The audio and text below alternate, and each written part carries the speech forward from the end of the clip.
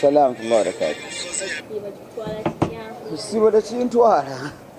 Gamba ndi ekisibo kisanze otya. Ekisibo kisanze bulungi kubanga ate nkyeyagaliddemu.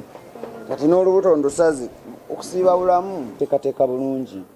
Buli weeteekateeka ebizibu ebikunyiga biba bitono. Kati nze mu mwaka mulamba sobola kuŋŋamba nti guno omwezi gusobola okunyigiriza. Nagwetegekera era wano abantu tusibuka ku H&M, Dako abaawo, Futali abaawo, n'abeewange bali happy.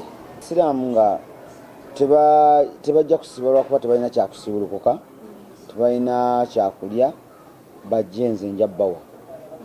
Oli kasita amanya nti ndi Musiraamu,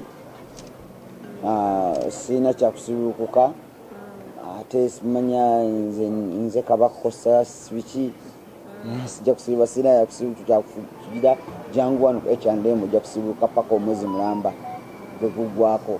Katulabe kyeyekwasa abantu. So kakati buli yeetaze okusibula banne guno omwezi gwakweyolera mpeera. Guno omwezi mu myezi Allah gwe yeesigaliza okubeera nga yakola ki? Yalamula.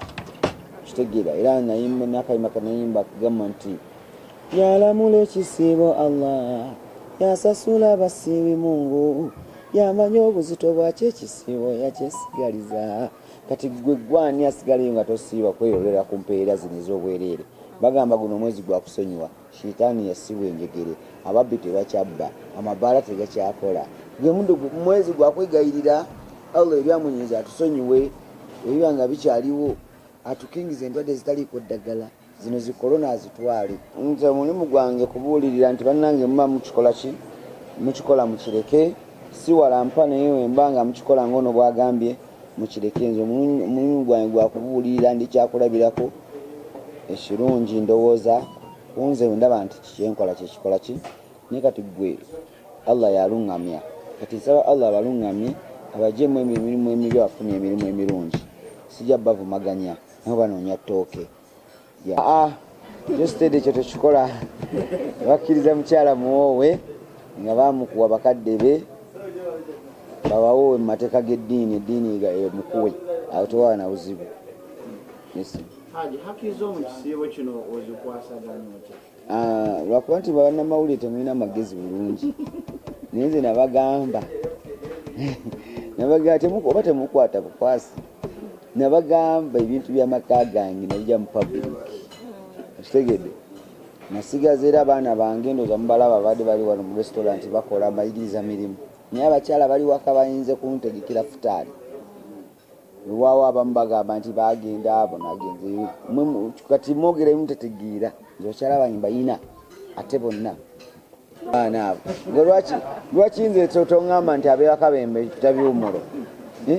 Gwe nnina gwe gonsanze naye manyi fiizi nga b'ebisanja gwe nsabe ani gwe lwaki Rawudha taliiwo, Hadija taliiwo. Kati lwaki goma lwaki olowooza nti si gwe ŋŋamba kiwumulo? Kitegedde kati byebyo njagala nze bane munveeko sagala kunyigira maka gange. Bikitegedde buli omu alina ensonga ze, naye obanga ensonga yo ntuufu gwe saddaaka busadda siibulula. Bw'obanga olwala lwakuba nti olwadde awusa sizoni ya awusa bya kisiibo era Allah ajja mukulwaza ojja muwulira bwaluma. So tuleme kweyagalira mu bulwadde. Sindikira abasiraamu bannange mwenna n'abantu mwenna mu Uganda, guno omwezi gwe gwokka tulina chance gye tufunye ey'okwegayiriramu Allah otusonyiwa ebitusobyeko oba okutereza buli omu mu mbeera gyakola ki? Gyalimu. Atukingiriza endwadde, atutaasa ab'amaaso amabi betumanyi naye tutamanyi, atuwe baraka, tukole kitundu nga tufuna kinene. Kitegedde ebintu bwe bityo, atukumire famire zaffe, bakyala baffe, bafe bagaziize kabuli zaabwe, naffe atuwe obuwangaazi. Kitegedde ensi agitebenkeze ebeeremu emirembe, entalo zigende wala, bizinesi buli omu zite, buli omu watadde omuntu nti anoonya kukola akole ng'ate bw'afuna. Kiyinza obbagamba omwezi guno tugusabiremu nnyo, tuyitire okusaba ate n'okwebaza.